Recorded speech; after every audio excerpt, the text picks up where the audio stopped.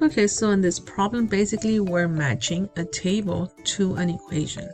So the first thing that you need to do is you need to open up your Desmos calculator and have it side by side. So now we're going to put this table in here. How do you do that? Click on number 1, go to the plus sign because you're going to add an item, and we have a table here. And then we're just going to type in the numbers that are given. So this is the X side and this is the Y side.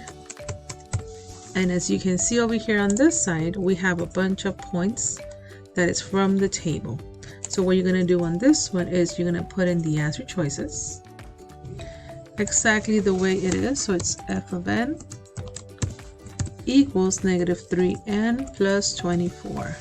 And we just observed that this line right here touched every single point that was given on the table. Yes, it does. So, and that's it. You found your matching line that goes through all these points.